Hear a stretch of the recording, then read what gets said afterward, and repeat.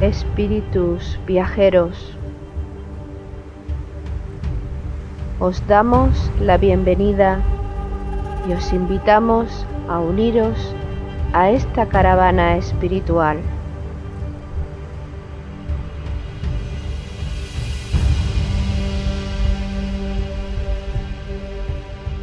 Recorreremos los áridos desiertos de nuestro egoísmo personal.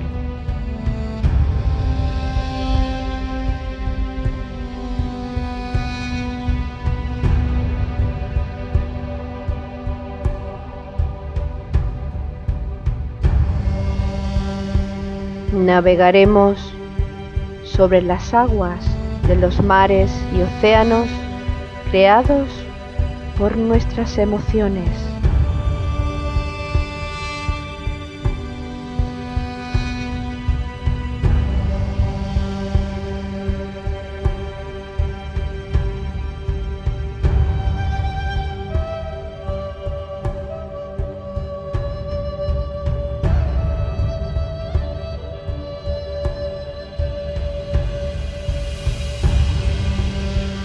Caminaremos por los fértiles valles de nuestro despertar espiritual.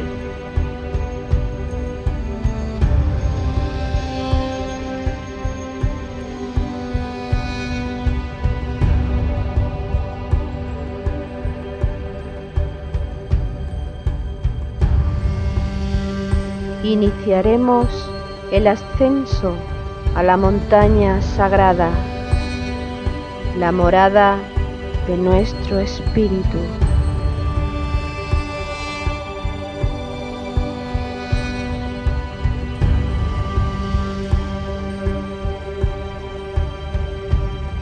Espíritu viajero, si sientes la llamada de tu corazón deseoso, únete a nuestra caravana hacia Shambhala con alegría y gozo.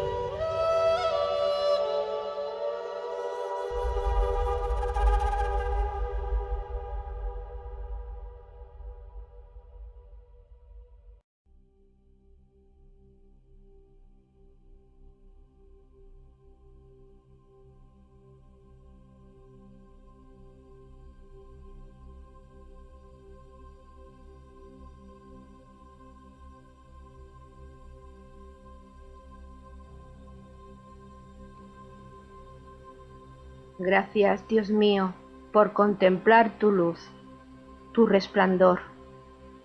Amanece un nuevo día. Gloria a ti, Señor. Tu luz ilumina mi sendero, calienta mi corazón, me conduce al sacrificio en la cruz y a mi resurrección.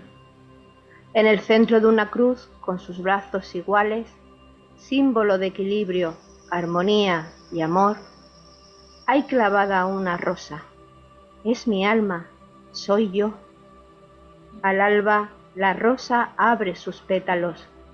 Mis ojos te ven y se humedecen por la emoción.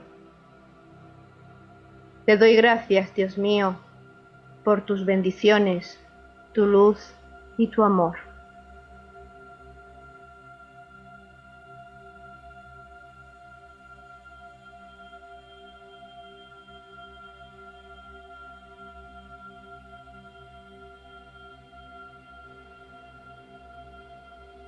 Esta poesía trata de expresar cómo un ser humano, a través de su despertar de conciencia, contempla ante sí su verdadera naturaleza y es conocedor del proceso que debe seguir tras los pasos de su gran maestro, Cristo.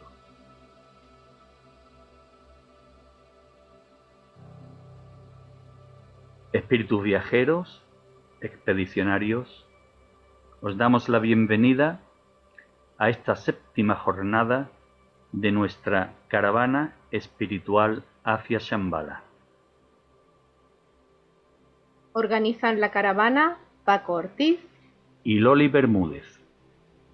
Caminamos en armonía y acompañados por la música de Juan Carlos García y Jesús Aragón. comparten sus inquietudes espirituales con todos los expedicionarios, Jesús Jurado y Ana Castro. Ana, Jesús, bienvenidos. Bienvenidos, igualmente, bien hallados. Hola, buenas tardes. Al comienzo de este 7º programa, un número importante que coincide precisamente con un tema importante.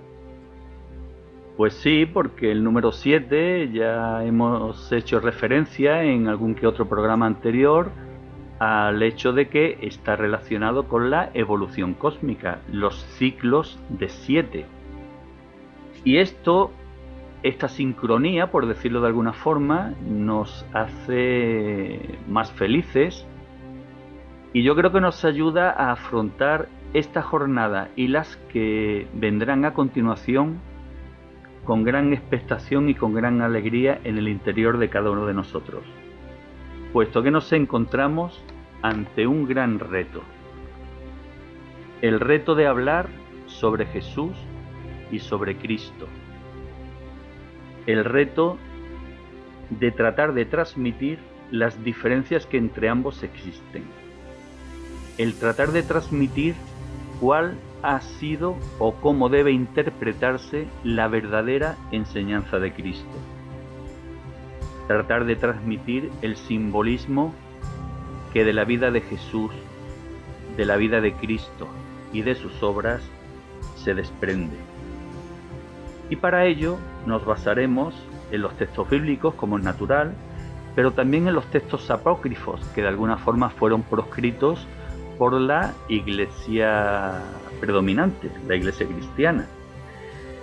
Analizaremos textos esotéricos y de entre estos textos destacamos sobre todo los textos escritos por Elena Roerich y la interpretación cabalística que de la vida y obra de Jesús y de Cristo realiza Kapalev.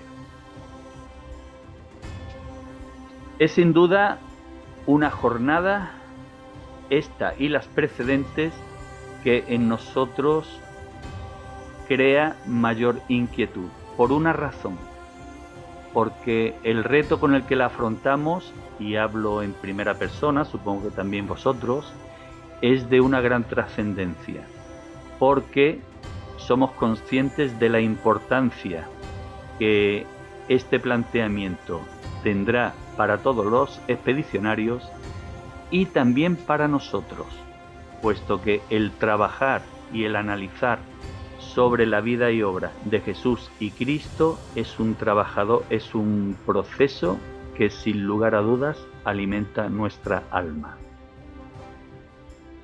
Jesús, Ana, buenas tardes y bienvenidos. Buenas tardes. La verdad es que es un tema muy interesante de tocar y un tema que creo que entre todos, entre los cuatro, podremos ir profundizando mucho más. Así que bienvenido el tema de hoy. Ana. Pues sí, yo creo que es un tema importantísimo porque a través de la historia, en primer lugar, ha habido quien ha hablado exclusivamente de Jesús, ha habido quien ha hablado de Cristo, pero sin saber exactamente quién era Cristo ni quién era Jesús. Y quizás cambiando el orden de importancia, siendo la importancia prácticamente dos seres fundamentales en la vida espiritual. Pero que es bueno que analicemos y que sepamos la función de cada uno de ellos. En primer lugar, habría que hablar sobre el hecho de que posiblemente Jesús, Cristo, esté considerado como el más grande avatar que ha encarnado en nuestro planeta. Podríamos comenzar analizando qué es un avatar. Pues bueno, yo entiendo que un avatar es un mensajero divino que viene al mundo, al lugar y en la época oportunos u oportunas para traer un mensaje, una renovación, un acicate para, normalmente son épocas de crisis, para levantar a todos esos seres que tienen conflictos, que tienen graves problemas y que necesitan esa ayuda. Eso es lo que realmente entiendo que es un avatar. También podemos entender por el término avatar a todos los mensajeros de Vishnu. Vishnu es la forma que en la India, en Oriente, se describe a la segunda emanación, a ese aspecto divino que conocemos con el nombre de amor, o también ley de integración en estudios esotéricos avanzados. Cada vez que la divinidad manifiesta, envía a la humanidad un avatar, generalmente estos, hasta el presente, han traído o luz, el caso del Buda, ha traído sabiduría. No olvidemos que la sabiduría es amor también, pero basada en la inteligencia, no en la intuición o el corazón, como sería el aspecto crístico de la compasión, que sería una forma de presentar el amor desde una perspectiva que todavía la familia humana, la humanidad, pues a lo mejor no está del todo preparada para percibir. Pero sí que es verdad que la preparación que planteó el gran Buda, este gran avatar que hubo hace unos 2700 años, enseñándonos que Dios básicamente es luz. Su hermano, el Cristo, nos dijo que Dios era amor. Si siguiéramos estas tradiciones y los seres humanos buscáramos en nuestro corazón, en nuestra profundidad de nuestra alma, la raíz de la sabiduría, de la luz, veríamos que esta básicamente es también amor. Y si esto lo manifestamos, podemos transmutar nuestra personalidad y allí donde vayamos estaremos dando luz y amor, que es lo que el mensajero de Vishnu aporta. Es decir, un avatar es este ser humano que hace posible que la divinidad se exprese a través de él. Exacto. Claro, esto plantea un gran dilema que en los orígenes de la religión cristiana supuso el primer cisma entre los cristianos, el debatir sobre la naturaleza humana o divina de Jesús. ¿Jesús era humano? ¿Era divino? Pues Jesús, el discípulo Jesús, tiene la circunstancia, manifiesta la circunstancia del arquetipo humano por excelencia. Somos humanos y somos divinos al mismo tiempo.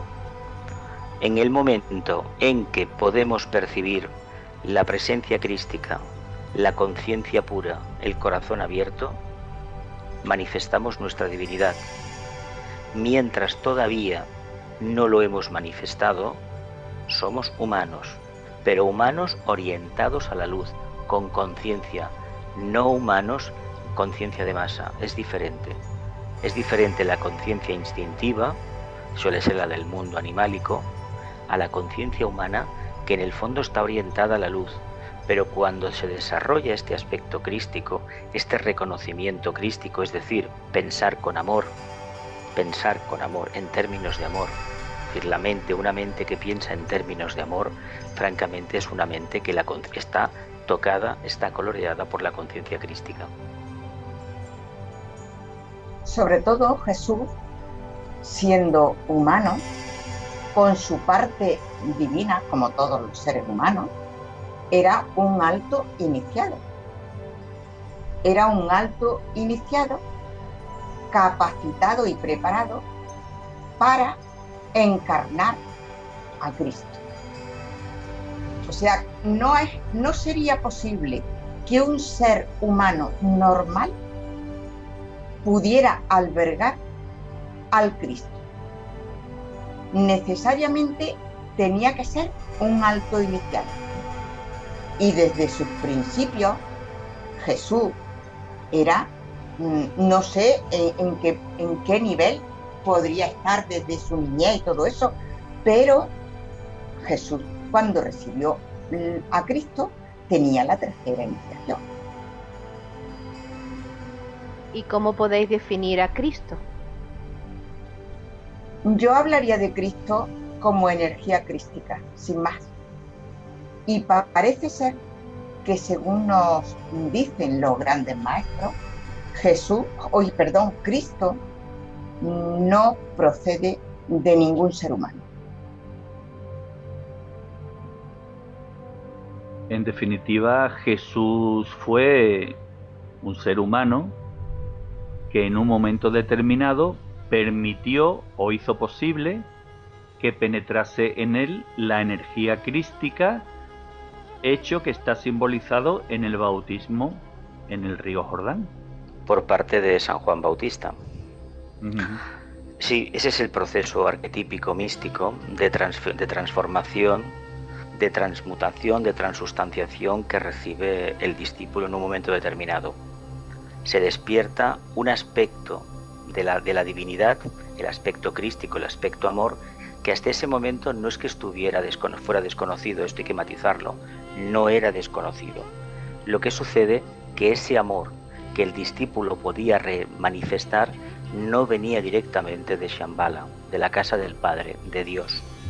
Como no venía directamente de Dios, el discípulo, el futuro gran iniciado, no lo podía trabajar. Y cuando se produce esa circunstancia aparece, pero en realidad la entidad que lo quiere manifestar, es un maestro de la jerarquía que se está preparando para ocupar el cargo de Bodhisattva, el cargo del Cristo. Ese punto intermedio, neutro, el segundo rayo, el amor, la sabiduría, que es capaz de aglutinar todas las energías y precisamente contrarrestar sus influencias en un sentido o en otro, mantener el perfecto equilibrio, y solamente el amor es capaz de hacerlo. En la persona física de Jesús se produjo entonces un milagro, la incorporación de la divinidad a su ser físico. Y este milagro, de alguna forma, o este hecho trascendente, al que estamos destinados todos los seres humanos, no lo olvidemos, queda manifestado en el Antiguo Testamento por el profeta Isaías, que en el capítulo 11, versículo 2, recordemos que es una profecía fechada aproximadamente en el año 700 a.C., pues como decía, el profeta Isaías escribió lo siguiente: y reposará sobre él el espíritu de Yahvé, espíritu de sabiduría y de inteligencia, espíritu de consejo y de poder, espíritu de conocimiento y de temor de Yahvé. Texto que creo deja bien claro lo que hemos hablado hasta el presente, ¿no os parece? La verdad es que sí. Sucede que, claro, este texto, las traducciones, el lenguaje es de una época, pero si lo miramos así un poco con los ojos actuales, veremos que de lo que nos está hablando es de una entidad, de una capacidad de sabiduría divina, de inteligencia, un espíritu ligado precisamente al cumplimiento del plan y de lo que significa la luz, significa la materia, la inteligencia, y muy especialmente la consecuencia de la unión de estas capacidades con el Espíritu Divino, que es el nacimiento de la conciencia. La expresión temor de Yahvé o temor de Dios o temor a Dios es ni más ni menos que el cumplimiento de lo que conocemos como el karma, es decir, la justa retribución. Hemos de ser buenas personas básicamente, ser sumamente responsables para que la energía crística dentro de nosotros cumpla el propósito de transfigurarnos por completo. Yo aquí quería hacer... Sigue tú, Jesús. Hay que remarcar que el espíritu crístico o el aspecto crístico no es un privilegio, una revelación únicamente obtenida por el grupo cristiano en un momento determinado de la evolución. Otros grupos en la antigüedad ya se tocó el tema de la filosofía del amor, del despertar crístico. De hecho, es una característica universal desde la noche de los tiempos. Aquel que se prepara para acercarse a la casa del Padre, desde la tradición que sea, tarde o temprano tendrá la revelación del bautismo y el contacto con la energía crística, la energía del amor, la energía de la luz y en un futuro lejano como iniciado, la energía de la voluntad al bien. Por lo tanto, habrá completado los tres aspectos de la divinidad.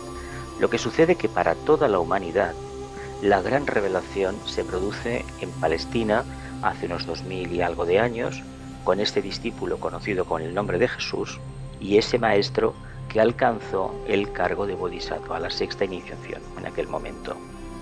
Es un momento cumbre en la evolución humana y se hace al inicio precisamente de la era de Piscis que nosotros los humanos conocemos como de devoción, de ligación a las religiones organizadas, pero en el que se refiere un sexto rayo. Pero no olvidemos que Piscis manifiesta por constelación el segundo rayo de amor-sabiduría. Y se hizo precisamente en ese momento porque a la jerarquía y a Shambhala, la casa del padre, le interesaba inculcar amor dentro del mundo religioso. Porque una de las características que han habido antes del cristianismo y después del cristianismo es que el tema del amor no se había tocado de la manera que se tocó desde el cristianismo. Otra cosa son los resultados o las interpretaciones, eso no importa, ya vendrán. De hecho, se está percibiendo ya en la era de Acuario. Pero ese anhelo de fraternidad lo inculca este avatar precisamente en ese psicodrama tan conocido del huerto de Getsemaní, en ese momento en que el discípulo, que ya sabe lo que va a suceder, se prepara para una gran iniciación, establece un vínculo directo con la casa del Padre, esa famosa oración de Getsemaní, donde lo prenden después, es decir, el psicodrama habla de esto. Ahí es donde se produce la auténtica revelación. Se establece un canal de la humanidad y la casa del Padre. A través de ahí, la energía del amor llega a la tierra y los humanos somos capaces de percibirla en nuestro chakra cardíaco, en nuestro corazón.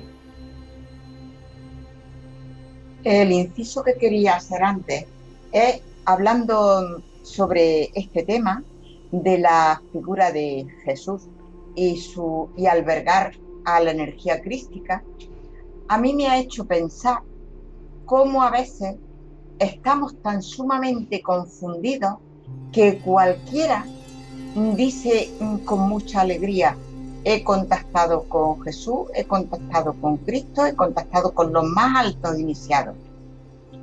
Y aquí tenemos una demostración palpable de que un ser de luz necesita un alto iniciado para contactar. Cristo necesitó un ser con la tercera iniciación para poder penetrar en la tierra. Y sin embargo esto se nos olvida a la mayoría con muchísima frecuencia, porque nos gustan a todos los milagros, que yo he visto ya a no sé cuántos seres de luz. Primero, si soy honesto, yo estoy capacitado, yo estoy purificado para que un ser de luz contacte conmigo. Estar purificado no es simplemente ser buenas personas, es muchísimo más. Y entonces aquí me ha parecido oportuno hacer este inciso porque nos refleja con muchísima claridad que un ser de luz necesita un vehículo muy elevado.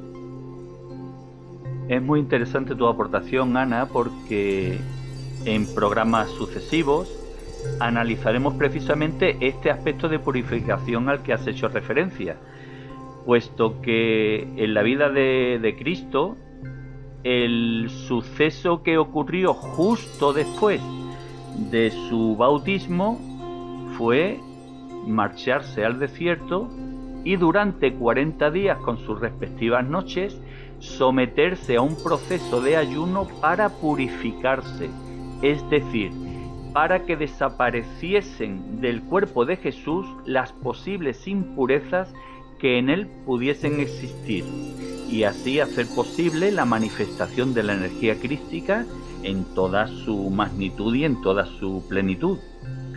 Y además has hecho referencia a los milagros, a que efectivamente hoy día son muchos los que contactan con la energía crística, son muchos los que presencian milagros, y es conveniente que escuchemos lo que respecto a la energía de Cristo y a los milagros se expresa en el libro de hojas del Jardín del Moria, Iluminación, por parte de Elena Roerich.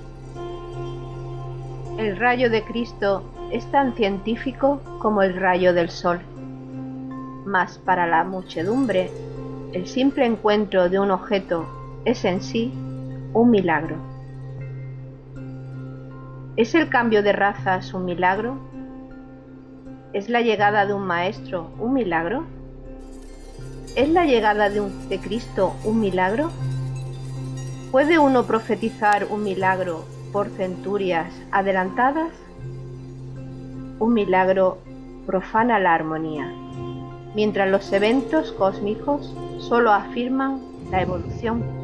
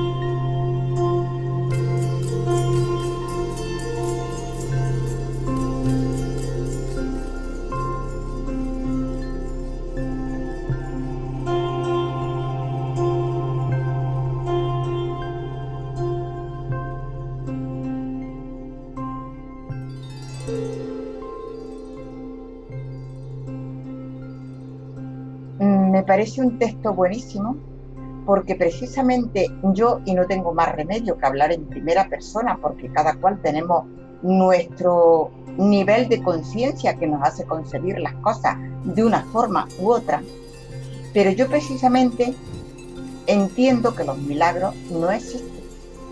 Existen las leyes divinas que se manifiestan oportunamente y conforme a la evolución.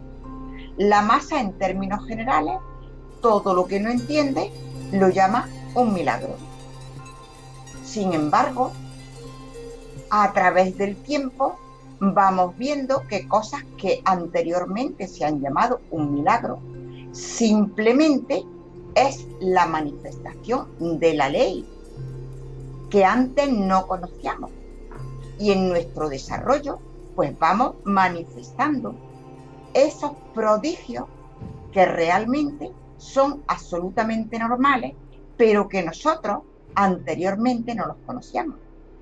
Y claro, si todo es energía y todo es espíritu, cosa que no vemos con los ojos físicos, sino que es algo sutil, algo interno, pero que está ahí y que hace funcionar al mundo, pues realmente esa energía va haciendo sus ajustes y oportunamente manifiesta sus efectos, que no son milagros, son la ley que se cumple según la evolución.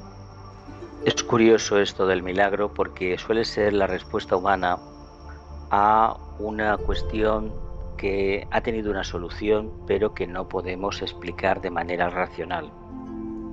Si dispusiéramos de un sentido esotérico despierto, de la intuición, por ejemplo, veríamos que los tales milagros no fueron tales milagros, es decir, no fueron actos instantáneos y producidos por una entidad extraña a nosotros mismos.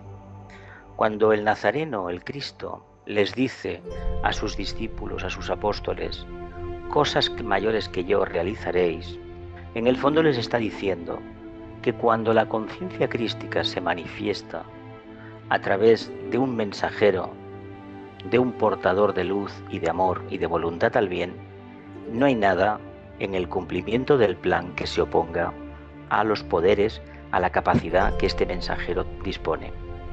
Esas cualidades que nos parecen tan maravillosas, de sanar a los enfermos, de levitar, de caminar encima de las aguas, y que hemos podido ver en los santos de la India a través de las tradiciones esotéricas hindúes, en el fondo son unos siddhis, unos poderes del alma humana. Lo que sucede es que los humanos, valga la redundancia, queremos conseguir esas capacidades sin pagar el peaje, el precio que corresponde. De ahí la purificación, de ahí la necesidad, la obligación del retiro, que es ni más ni menos retirar la conciencia hacia adentro, no tanto aislarse del exterior, sino buscar dentro de uno mismo ese punto neutro, donde la energía crística recibida en ese bautismo en el Jordán, en ese río de la vida, a través de otro gran discípulo, el Bautista, en ese momento se consigue despertar eso. Pero para que esa capacidad se manifieste, se debe vivir una vida completamente subjetiva. De ahí viene la frase: se retiró al desierto durante 40 días, 40 noches, 40 y 40 sale 80, 8 es el número del Cristo, el eterno retorno, el infinito. Por lo tanto, esa prueba, ese periodo de introspección se debe de mantener como gran iniciado que era toda la vida. Y otra cosa, perdón, que he pensado cuando estabas hablando de la retirada de Jesús al desierto, que posiblemente no era solamente para prepararse, sino para asimilar esas revelaciones que estaría recibiendo. Porque precisamente en estos últimos días hemos publicado una información del tibetano en su grupo, y decía algo para mí muy curioso, que es que el que recibe la información no solamente tiene que prepararse, sino que posteriormente va a tener unas determinadas crisis, porque asimilar esas revelaciones requieren de un tiempo y unos ajustes. A mí me parece interesante y me parece absolutamente lógico. Pues bien, no anticipemos más el contenido de próximos programas para que los expedicionarios se queden con un poquito de gusanillo. No sabía. Bueno, Jesús, tú hace poco tiempo, al inicio del programa, dejaste entrever de un modo velado que la venida del avatar Jesús se produjo en el momento oportuno, ni antes ni después. Exacto. Lo que quiere decir que de alguna forma, se puede decir que con toda certeza, se trata de un proyecto jerárquico la venida de este avatar. Es un proyecto jerárquico y además está ajustado a una ley de ciclos, a la ley de causa y efecto, a lo que conocemos aquí como ley del karma, o mejor dicho, ley de la justa retribución. En el Bhagavad Gita se dice que cada vez que en la tierra decae la virtud, decae la luz, el amor, decae el cumplimiento de la ley, yo me manifiesto. Aparece un avatar que es realmente alguien que dice cuál es el camino a seguir. Que en el fondo, si uno los coge y los analiza, dejando de lado las circunstancias de la época, es el mismo camino siempre. La búsqueda de un estado de conciencia o tierra prometida que la humanidad puede trabajar. Esto ha sido común a todas las tradiciones, con diferentes nombres y diferentes avatares. En aquel momento había un imperio romano, el Imperio Romano, una entidad psicológica, vamos a decirlo claro, que había llegado a unas cotas de realización muy importantes, pero que a la vez estaba adentrándose en el gran pecado del culto a la materia, que fue la perdición del pueblo atlante. La clave no es tanto, para entender este proceso, no es tanto que los emperadores romanos, algunos de ellos tuvieran una moral bastante baja.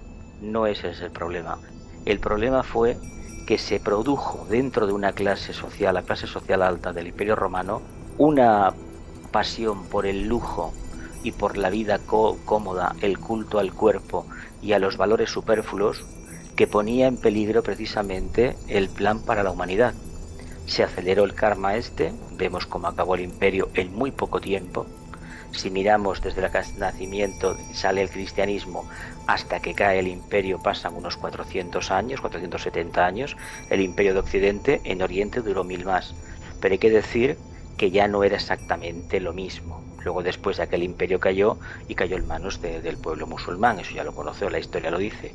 Pero la idea original era que para que la conciencia crística manifestada por ese avatar pudiera arraigar dentro de la estructura política económica del Imperio Romano, porque gracias a él sabéis que se ha manifestado en todo el mundo, había que hacer una limpieza tremenda, y ni que cabe decir que la limpieza se hizo. Por lo tanto, el día que llegue un futuro avatar, va a haber otra gran limpieza, porque es necesario limpiar la casa para que realmente lo nuevo pueda entrar. Pues vamos a darnos un poquito de prisa todos para purificarnos y que esta limpieza no nos arrastre. Más que nada, si nos purificamos, estamos invocando un nuevo avatar. Claro. Estamos preparando el camino. Sí, sí. Este proyecto jerárquico está contemplado en los textos considerados oficiales, en los textos bíblicos.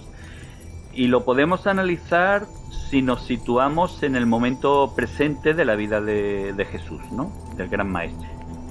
En el pasado, anteriormente a esta venida, el Génesis hablaba del hecho que se produjo cuando Abraham quería realizar un sacrificio de ofrenda a Dios.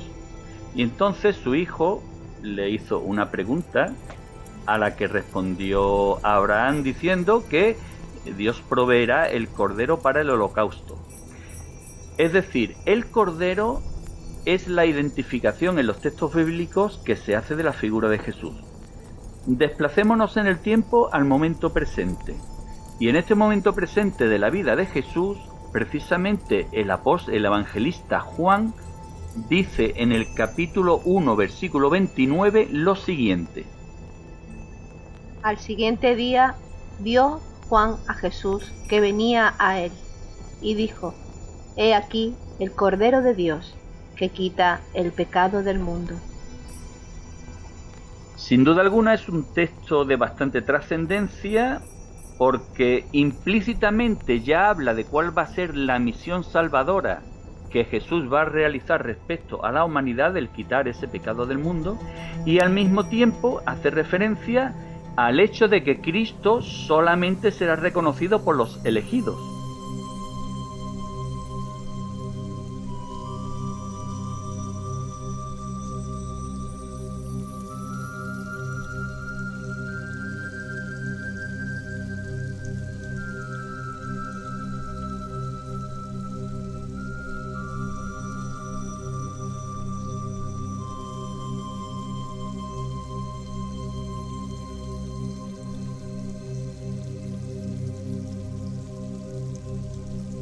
Pero situémonos ahora en el futuro, en el Apocalipsis precisamente de Juan, cuando en el capítulo 5, versículo 12, dice: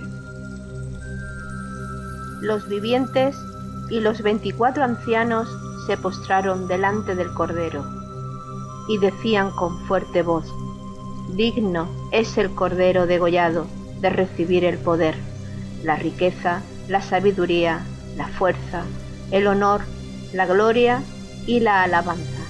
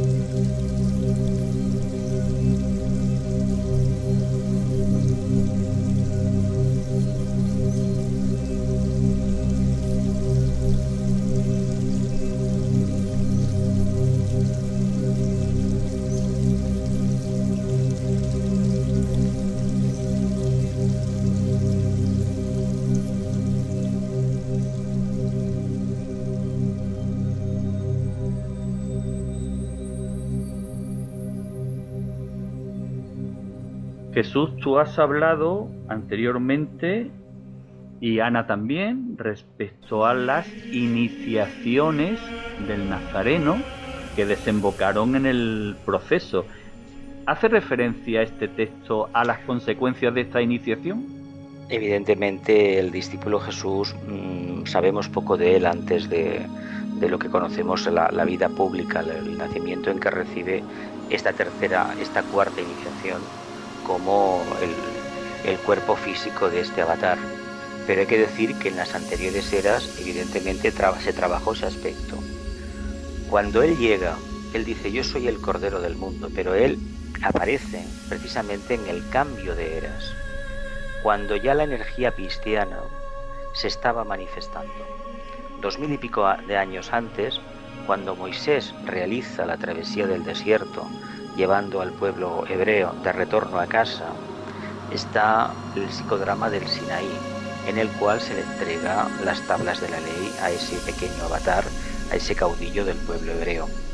En ese momento lo que se constata es que si se cumple la voluntad de Dios, la ley del karma, la tierra prometida está ahí delante. Es decir, esa era basada en la justicia, en el amor, en la voluntad al bien, en el cumplimiento del plan, está ahí enfrente. Es bajar de la montaña y percibirla, que es la era de Acuario. Sucede que los humanos pues no quieren cumplir este trabajo, nos creemos dignos merecedores de ese estado de felicidad absoluto, pero eludimos la responsabilidad que ello comporta. Claro, si no hay una forma coherente de trabajar esto, evidentemente estamos generando karma. Todas las religiones de la Tierra, a través de sus jefes, de sus exponentes máximos, han generado un karma muy difícil de solventar. Pero el problema no es de esa religión ni de lo que encierra ese camino de acercamiento a Dios. Ha sido la interpretación egoísta que han hecho los diferentes instructores en cualquier parte del mundo y a través de cualquier religión o filosofía de vida. Si hubiera verdadero amor, no olvidemos que la religión en general, con mayúsculas, es básicamente amor. Ya se puede expresar a través del judaísmo, del islamismo, del hinduismo, del cristianismo y de todas las religiones que pueda haber en la tierra. Si no hay amor, que significa, ni más ni menos, identificación con el Creador y con todo lo manifestado, no le podemos llamar a eso religión. El problema es que una cuestión es el aspecto arquetípico de la religión, identificación con el todo, que francamente es muy difícil de entender, muy difícil si no se dispone de una conciencia muy elevada. Y otra cosa es lo que en el día a día solemos apreciar: intereses mezquinos por parte de los diferentes exponentes de las religiones organizadas, que en el fondo lo que están exponiendo es un estado de conciencia común a toda la humanidad. Pero yo creo que efectivamente, en primer lugar, estos versículos me parecen muy interesantes y efectivamente yo creo que hacen referencia a las iniciaciones, o más bien a lo que es la evolución en sí. Las palabras de "he aquí el Cordero de Dios que quita el pecado del mundo", yo interpreto que quitar el pecado del mundo realmente se puede quitar de distintas maneras. Ha hecho referencia a Jesús a que en las distintas venidas de avatares ha habido una limpieza por medio de muy distintas formas, de hecatombes, pues no sé, de ciclones, de lo que sea, ¿no? Entonces es una forma de limpiar, una forma de que se queden esos seres capaces de seguir evolucionando. Por otra parte, dice: digno es el Cordero degollado de recibir el poder, la riqueza, la sabiduría, la fuerza, el honor, la gloria y la alabanza. Está haciendo referencia a esa evolución que tanto sacrificio nos cuesta, y sacrificio no es nada más que sagrado oficio, que es lo que vino Cristo a enseñarnos el camino a seguir para llegar a la meta, para que el plan de Dios se cumpla en la tierra, para que nosotros lleguemos a la casa del Padre. Eso lo vamos consiguiendo mediante esos sacrificios. Por eso dice, el cordero digno es el cordero degollado de recibir el poder, la riqueza, la sabiduría, etcétera. ¿Qué es lo que va a recibir? ¿Qué es lo que vamos a recibir? Vamos a recibir una ampliación de conciencia, vamos a recibir las distintas iniciaciones, y los avatares vienen a ayudarnos en todo esto. Estas expresiones tienen mucho que ver con el mito de Hércules en el signo de Aries. La nota clave de este signo en los trabajos de Hércules es: surjo y desde el plano de la mente gobierno. Cuando gobierna la mente, el cumplimiento del propósito se lleva a cabo.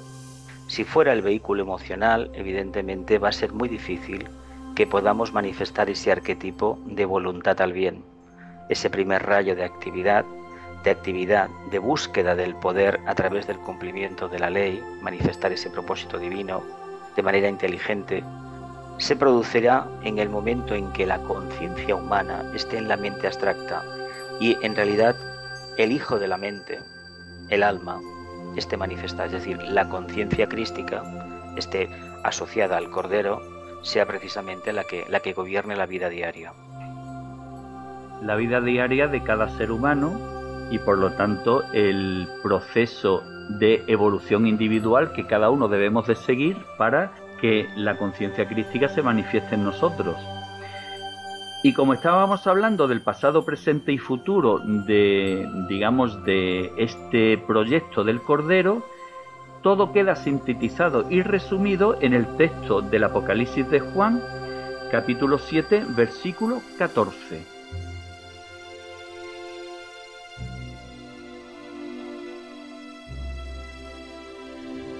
Estos son los que vienen de la gran tribulación. Han lavado sus vestiduras y las han blanqueado con la sangre del Cordero.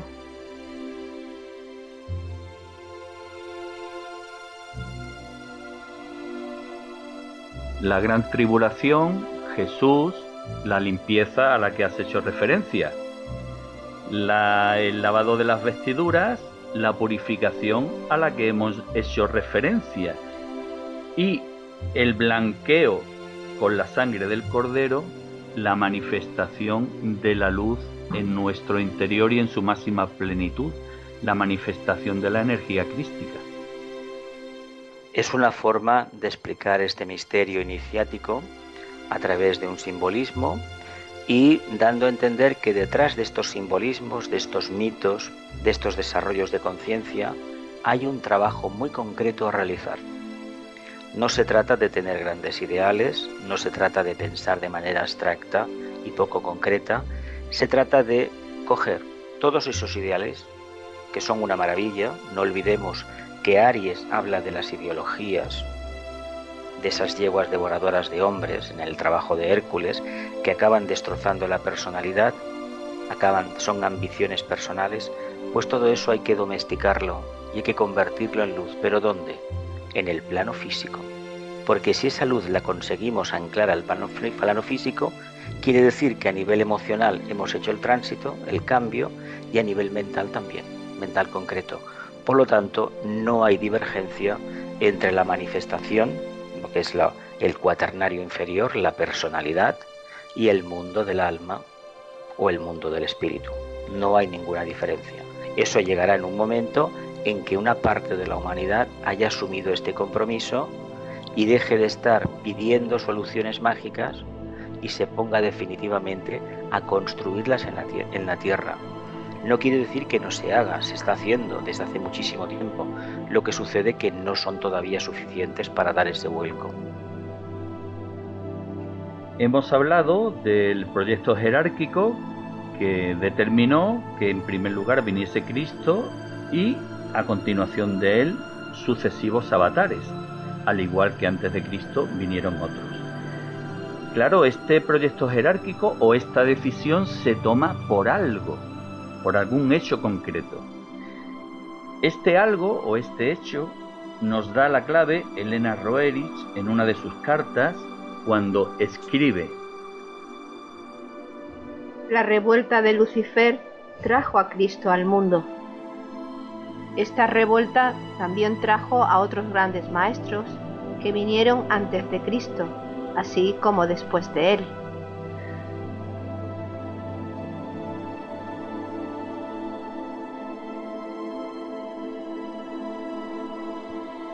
Esta frase de la revuelta de Lucifer trajo a Cristo al mundo tiene mucha tela que cortar, ¿no? Bueno, cuando todo avatar viene precedido por una serie de pequeñas expansiones de conciencia. Hay un grupo que a lo largo de la evolución ha encarnado para ir construyendo ese camino que luego van a transitar los pies del avatar, los pies del Cristo. Cuando a los seres humanos se les pide que preparen el camino de retorno del Cristo, lo que se les está diciendo es que a través de sus correctas acciones, no de declararse buenas personas, que eso no sirve de mucho, sino de trabajar realmente como personas responsables, con amor, con inofensividad, lo que están haciendo es construir un puente para que pueda descender, pueda transitar y llegar a nosotros esa energía. No olvidemos que cuando llega un avatar a la Tierra, lo hace para toda la humanidad, pero es bien cierto que no toda la humanidad en ese momento está preparada para ese mensaje, ya le llegará, no importa, pero los que sí son responsables y son conscientes de lo que está sucediendo, deben armarse de mucho más valor y profundizar en el trabajo, porque es una oportunidad única. Si ahora, en este momento que estamos viviendo de grandes cambios en toda la humanidad, donde hay grupos que intentan sembrar el miedo, el terror, nos dejamos arrastrar por esas energías, resulta que la luz, el amor y la voluntad al bien se van a ir igual por ese camino. Mientras que si entendemos lo que está sucediendo, que un grupo pequeño, reducido, quiere manifestar la luz, el amor y la voluntad al bien, y los otros quieren sembrar la confusión, si perseveramos en el camino correcto, el camino del Cristo, tarde o temprano la parte oscura no tendrá nada que hacer. Pero lo importante es que la confianza interna no desfallezca nunca, y eso es una característica de la conciencia crística, confianza absoluta en la divinidad. ¿Por qué todas las religiones del mundo, todas, insisten en que no hay nada más grande que Dios, con el nombre que le quieran dar, y que debemos confiar plenamente en la divinidad? ¿Por qué lo dicen? Porque la línea del segundo rayo, la del amor, la del camino a la casa del Padre por la puerta grande, está basada en el amor, en la conciencia crística despierta. Para profundizar en ese trabajo individual del que has hecho referencia, deberíamos de profundizar un poco en el conocimiento. Y a este aspecto, claro, es interesante el aclarar qué significa la revuelta de Lucifer, porque parece ser que Lucifer, el diablo Satanás, es una invención, pero ni es como nos lo ponen en las películas, ni por supuesto es una invención. Mira, Lucifer es el espíritu de la luz. Es el nombre que se le dio durante bastante tiempo a Dios, es el mismo nombre, básicamente.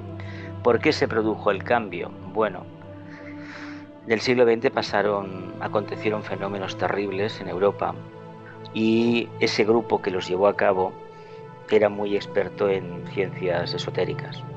Y a partir de ahí empezó antes, en realidad, el nombre de Lucifer, el espíritu de la luz, adquirió un matiz completamente diferente a su verdadera esencia. No importa, si una entidad de estos planos tan elevados da luz a los humanos, está haciendo el trabajo de Prometeo. Esto es la intuición, Mercurio, el cuarto rayo, la armonía a través del conflicto. Sucede una cosa, la luz tiene una particularidad muy buena, revela por sí sola la oscuridad. ¿Por qué hay un grupo que solamente quiere ver la oscuridad? Pues porque su conciencia no está enfocada en la luz y en el corazón, está enfocada en lo más denso de esa luz, prácticamente en la materia, esa materia que satisface sus sentidos, pero no la que necesita la conciencia para evolucionar. Posiblemente de ahí haya venido la tergiversación interesada de este nombre. Tanto es así que la palabra Lucifer en estos momentos da auténtico pavor a muchas personas.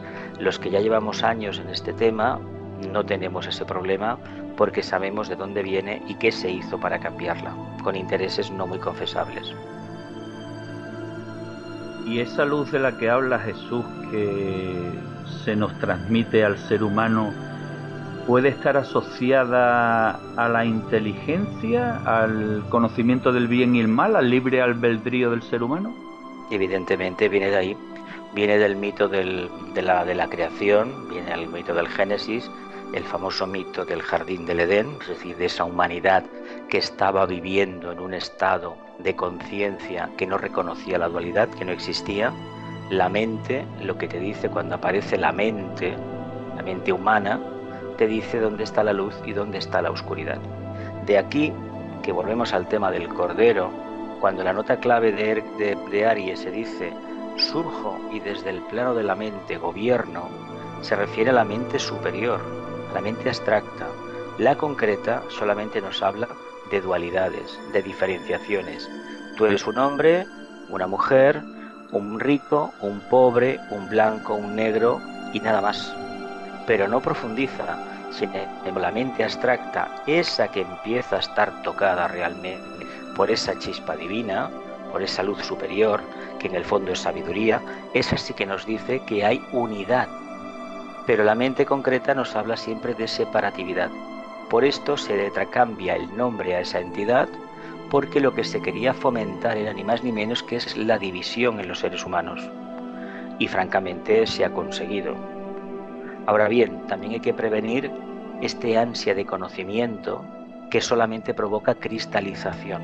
Si el conocimiento no se transforma en sabiduría, corremos el riesgo de cristalizarnos, de convertirnos en eso que llaman otros grupos en satanistas, es decir, una persona con una gran información, un gran conocimiento, pero que no ha sido capaz de abrir el corazón. Si el conocimiento no nos convierte en sabios, no nos transformamos en amor, en conciencia crística manifestada, mejor que no tengamos conocimiento de nada. Mejor. Yo creo que el favor que nos hicieron los ángeles caídos, los espíritus luciferes, tardará mucho tiempo en que reconozcamos la labor tan importante que hicieron con la humanidad. Seguramente que en aquella época las iglesias no estaban muy interesadas en que la luz auténtica penetrara en la mente de los hombres, porque sin censurar a ninguna iglesia, porque a todos nos han servido las distintas religiones por las que hemos pasado, pero indiscutiblemente están basadas en dogmas, lo bueno, lo malo, lo que te permito y lo que no te permito. Y cuando nosotros somos libres, al principio vamos a tener un caos porque no estamos organizados. Es como el preso que se ha tirado no sé cuántos años en prisión y luego sale a la calle. No sabe moverse, no sabe defenderse, no sabe relacionarse, etc.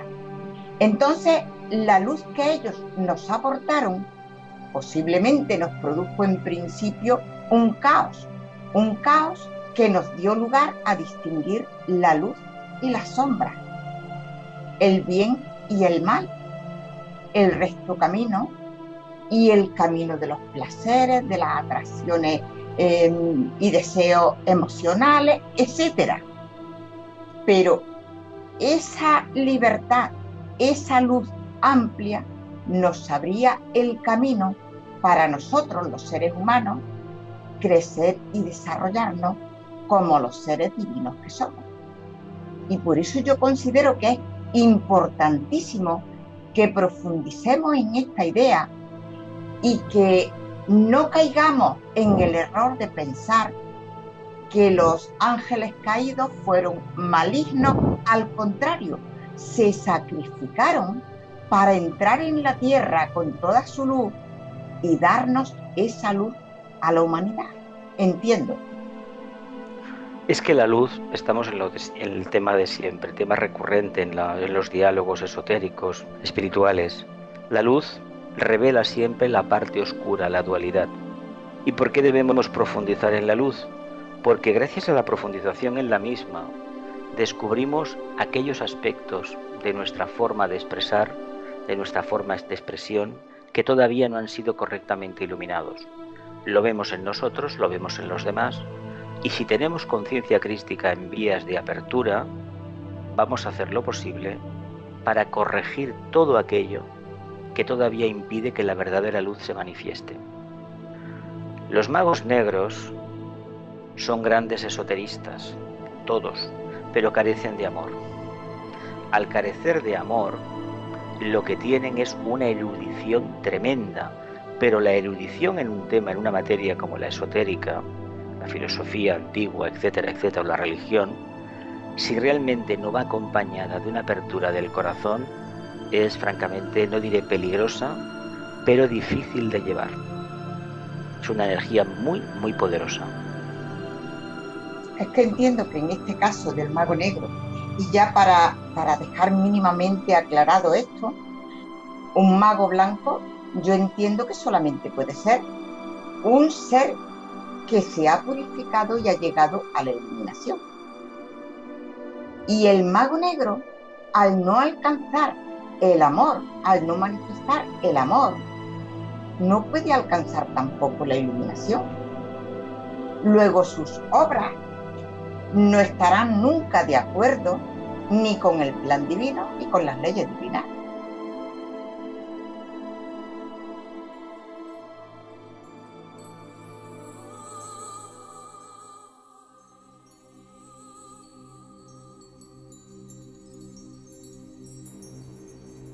Pues para finalizar con este concepto del ángel caído, que implícitamente, lleva asociado a la existencia de otros ángeles que no cayeron, es muy conveniente escuchar lo que Elena Roerich escribe en varias de sus cartas.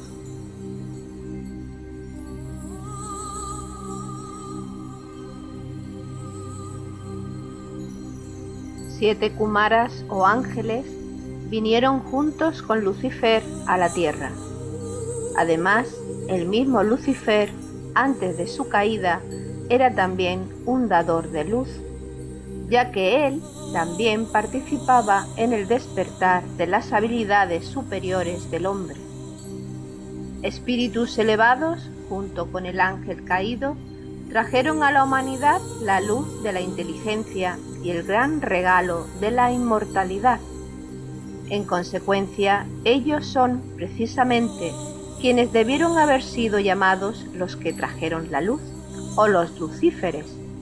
El ángel caído perdió su derecho de ser nombrado así.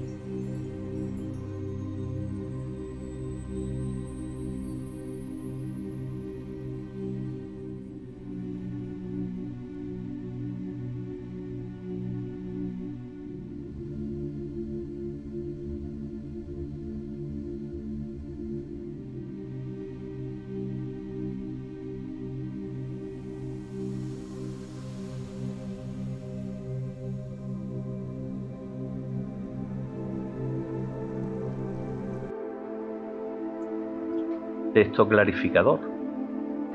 Texto clarificador que, sinceramente, si trajeron a la humanidad la luz de la inteligencia y el gran regalo de la inmortalidad, que realmente el hombre lo tiene por sí mismo, puesto que tiene la semilla divina, realmente todavía me pregunto por qué ese sentido peyorativo que se le sigue atribuyendo a los ángeles caídos. El tema ha dado en las iglesias para muchas discusiones teológicas. En otras tradiciones se habla, tradición esotérica, se habla de que estos espíritus dieron su mente a los humanos, pero había uno que no disponía de esa cualidad. Por lo tanto, esa rebelión, esa caída, habría que circunscribirla a un fenómeno muy particular, en un momento determinado, un arquetipo de la evolución que a lo mejor se nos escapa a la comprensión. Un ser que está de esa evolución, que tiene esa evolución tan grande, una caída no tiene nada que ver con lo que un ser humano entiende por caída. Si se pide aportar al ser humano una cualidad determinada, una capacidad, la mente, para realmente entender después lo que es la conciencia crística, lo que es el Padre, vamos a ser sinceros, y uno de estos ángeles no tiene esa cualidad desarrollada, ¿qué puede hacer ese ángel entonces? Nos lo podríamos preguntar abiertamente. Evidentemente, claro, uno no puede dar lo que no tiene. Efectivamente. ¿Qué sucede en la familia humana cuando una persona encarna en una familia donde el aspecto amor no es conocido o no se practica, donde no hay cariño? Pues que seguramente que esta persona a lo largo de su vida va a tener una carencia afectiva tremenda, y eso va a hacer que no le pueda transmitir a sus allegados, a su pareja, a sus hijos, a sus amigos, el amor. ¿Por qué? Pues que encarnó una familia que no lo había, o había en grado mínimo, y realmente no le enseñaron a trabajar ese amor. Y lo que ya se sabe a nivel psicológico, a nivel mundial, es que aquellos niños y niñas que han crecido en un ambiente que tiene amor son niños que están muy seguros de sí mismos, y aquellos que no tuvieron amor en la infancia son personas apocadas generalmente, o egoístas, crueles o inseguras. Digamos que en este tema de los ángeles caídos todavía hay uno de los muchos misterios pendientes por descubrir. La verdad es que sí, es un mito que es muy recurrente. Además, en Madrid, en el Parque del Retiro, hay una estatua precisamente al ángel caído. Parece que es la única en el mundo. Está dentro de los jardines del Retiro.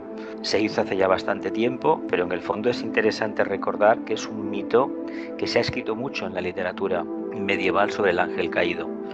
Pero si lo miramos desde una perspectiva racional, un ángel no se rebela contra un logos. Claro. Y máximo de la calidad de estos arcángeles, no. Si uno no tiene esa cualidad, no la puede dar. Si un ángel no tiene la cualidad del amor, ¿cómo la va a transmitir? A no ser que el mito del ángel el caído sea otra cosa. Sea otro misterio distinto. Exacto. El drama de la humanidad yace, por una parte, en la incomprensión de este mito del que estamos hablando, y por otra parte, en la actitud colectiva que la inmensa mayoría de los seres humanos realizan en cuanto a sus obras. Jesús ha hecho referencia a los magos negros, y los magos negros son, digamos, los que en el máximo desarrollo de su poder material, pues evidentemente han adquirido un dominio de las energías materiales del planeta que otros seres humanos no tienen. Pero además, si vemos en conjunto a la humanidad y la apreciamos con perspectiva, como si viésemos una película, nos damos cuenta de una gran contradicción. Y es el hecho de que el ser humano, a medida que progresa evolutivamente y que se ilumina, anhela la unidad. Y todos sus planteamientos están enfocados en torno a la unidad. Sin embargo, todos los seres que no tienen este anhelo, o de alguna forma todos los seres que por sus actos, por sus pensamientos, por sus palabras, de alguna forma están más del lado del mal que del lado del bien, tienen la particularidad de que tienen mayor capacidad para unificarse en pos de sus objetivos. Y claro, esto da mucho que pensar, porque hay muchas tendencias espirituales, muchas religiones, mucho afán de conseguir logros luminosos, logros beneficiosos para la comunidad, para la humanidad, y sin embargo, el gran drama, insisto en ello, es la tremenda desunión que existe entre todos los que anhelan esa unidad, ese bien común.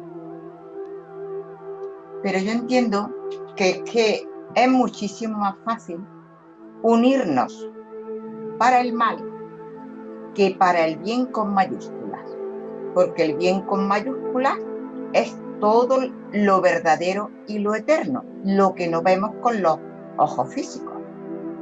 Todo lo demás son los espejismos en que vivimos inmersos.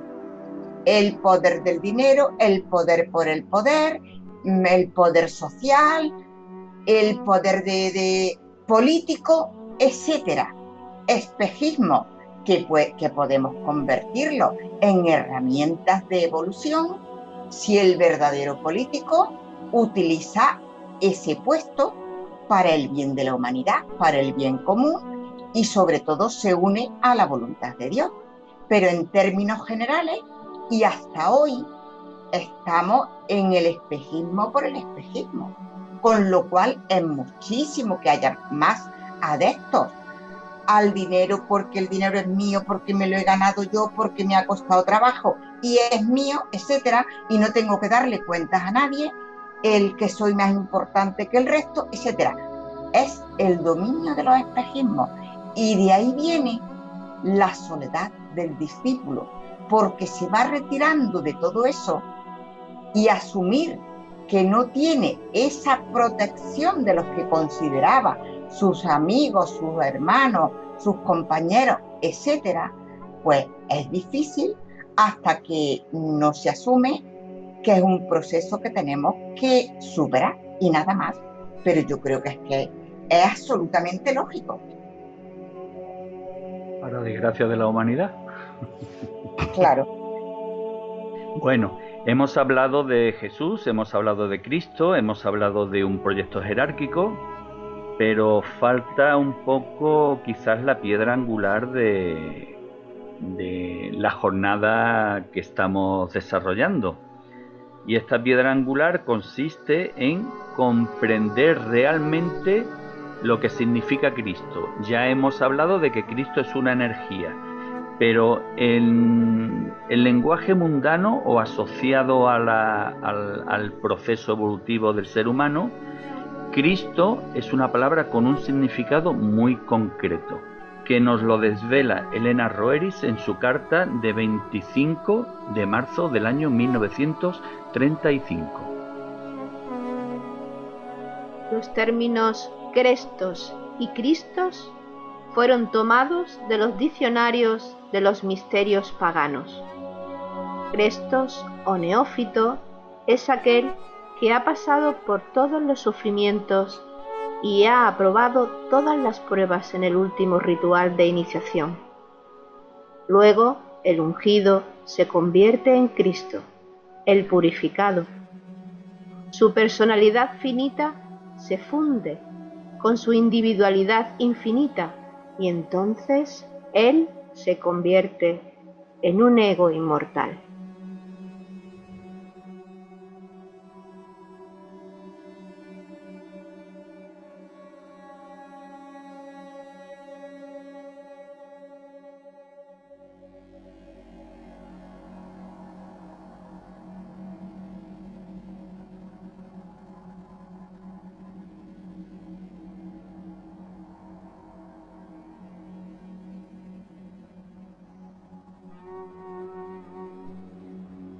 Cada ser humano... Se refleja muy bien que Crestos se corresponde con lo que la mayoría de los humanos estamos viviendo, que es superar todas las pruebas pendientes antes de la iniciación, y Cristo cuando ya hemos redimido totalmente la materia y somos altos iniciados, que yo creo que eso ya será finalmente cuando lleguemos a la cuarta iniciación. Por este motivo, Cristo es el redentor de los pecados, porque nos enseña el camino que debemos seguir cada ser humano para redimirnos de los errores que nuestra alma en su proceso evolutivo ha ido realizando o cometiendo vida tras vida. ¿Ha sido la Iglesia Católica fiel a esta naturaleza de Cristo, a este significado o al mensaje de su enseñanza, de su naturaleza?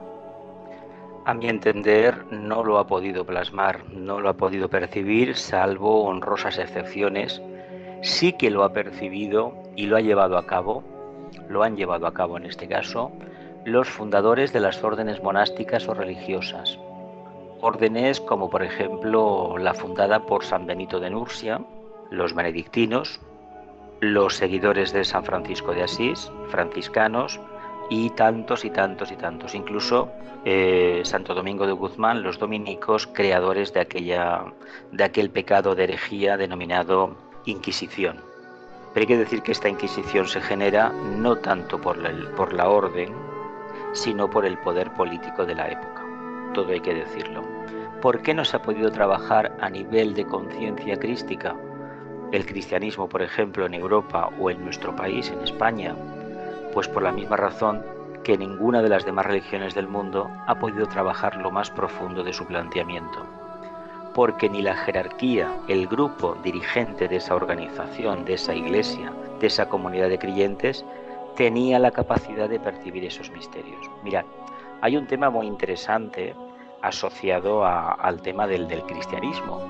Sabemos que el maestro, el nazareno, no escribió nada, como tampoco escribió nada Buda. De hecho, la transmisión era toda oral y los estudiantes, los seguidores, tomaban apuntes. Imaginaos hace 2000 años, ¿qué sería eso de tomar apuntes? No había ni imprenta, el papel no se conocía, no se utilizaba como se utiliza ahora, había tablillas de arcilla, había papiros, bueno, ya lo conocemos esto por la historia. Era muy difícil conservar un mensaje. Era la tradición, teniendo en cuenta que los seguidores de estos avatares, la mayoría, no tenían una formación académica, solamente unos cuantos. El Jesús de Nazaret sí que había recibido una esmerada educación para la época, era un rabino, no nos engañemos, era un rabino judío, como lo fue también Pablo de Tarso, con una grandísima formación. Esto de que el avatar no tenía base, la tenía.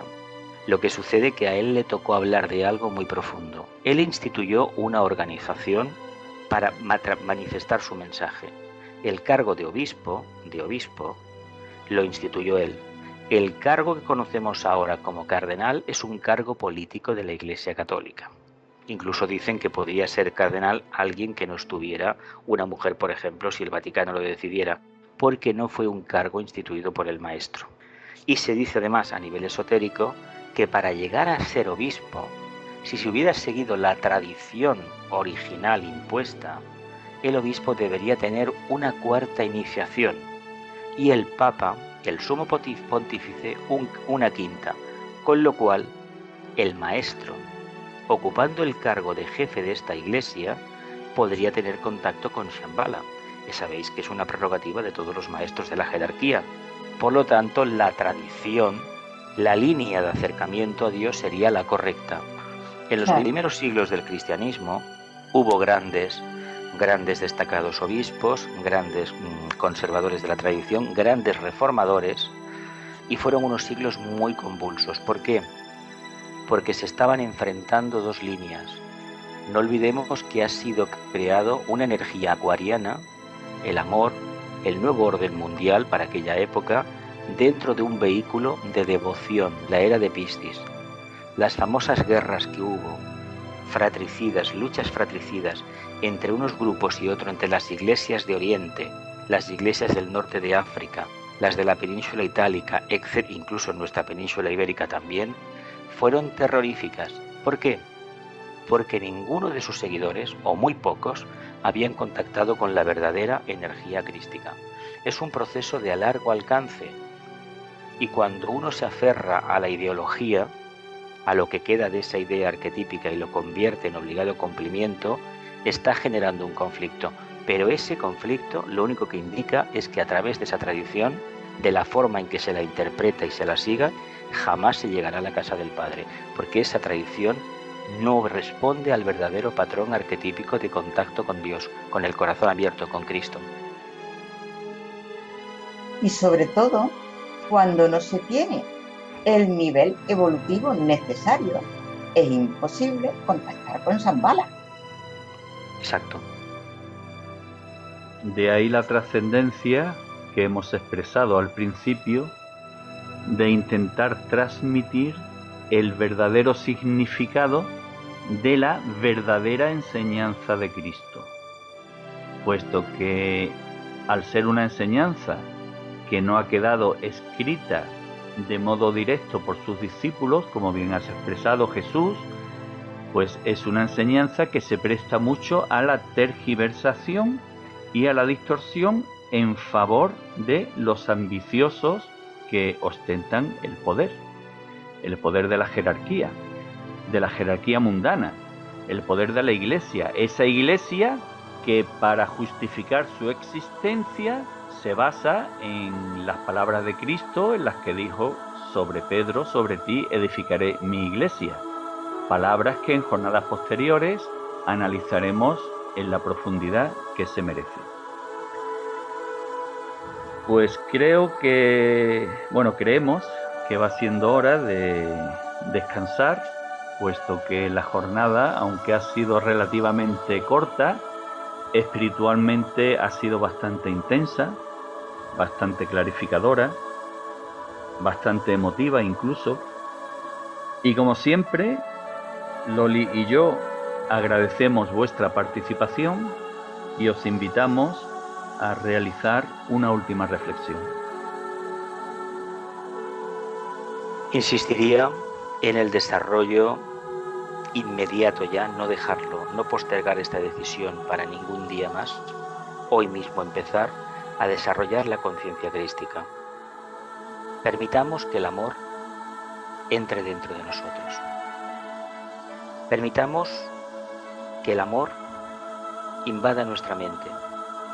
Si permitimos que el amor invada nuestra mente, no surgirán de nosotros pensamientos egoístas ni hirientes hacia los demás. No olvidemos que los seres humanos estamos alcanzando un nivel de conciencia de la quinta raza ariano y tenemos mucho poder mental, mucho. También hay otros, una parte de la humanidad que tiene muchísimo poder emocional, muchísimo. La mejor manera de neutralizar estas energías es manifestando el verdadero amor de forma completamente despersonalizada, como si fuéramos esos pequeños Cristos, esas almas que hemos sido reveladas y al mismo tiempo nos manifestamos aquí. Pues yo añadiría como conclusión final que efectivamente Cristo simboliza el amor. Cuando hablamos de la conciencia crística, estamos hablando de vivir en el amor, algo sumamente difícil, porque todavía no estamos perfectamente purificados para que el amor se manifieste con absoluta normalidad. Pero el camino es ese. Y de ahí la importancia de entender la energía crística y agradecer al Maestro Jesús que albergara a tan grande avatar. Nada más. Maravillosas palabras. Os agradezco muchísimo vuestra presencia en nuestro programa, porque sin vosotros este programa no sería el mismo. Me quedo... Sois vosotros el alma mater de este programa. Pero ahora mismo, con ese espíritu crístico añorado, tenemos una gran fusión entre los cuatro. Gracias. La distorsión de la vida y la enseñanza de Cristo ha provocado en la mayoría de nosotros la circunstancia de pensar en Él enfocando nuestra atención exclusivamente en la crucifixión, en esa teatralización que normalmente en los países de ámbito latino se realiza durante la Semana Santa.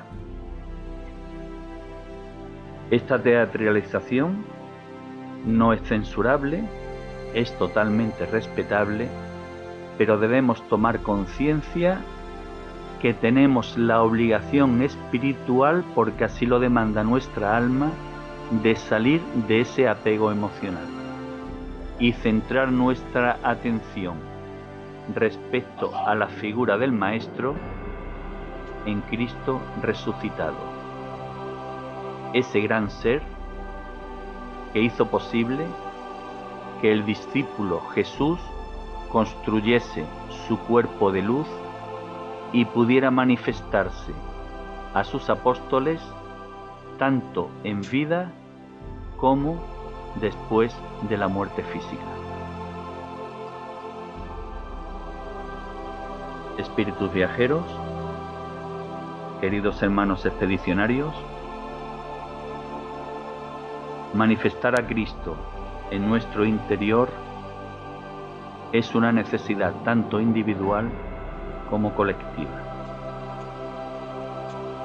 Esta manifestación solo puede conseguirse desapegándonos de los aspectos materiales que nos atrapan y enfocando nuestra atención y nuestra intención de vida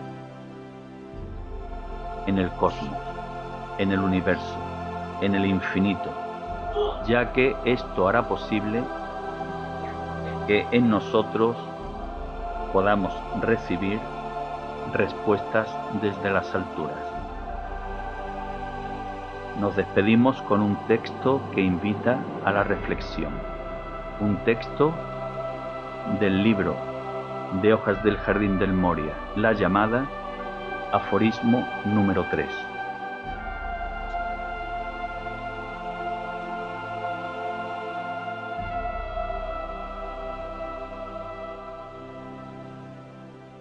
Aquellos que están obsesionados con asuntos del mundo terrenal no pueden recibir respuestas de las alturas. El destino puede ser vencido si manifestáis a Cristo, quien se sacrificó por la verdad.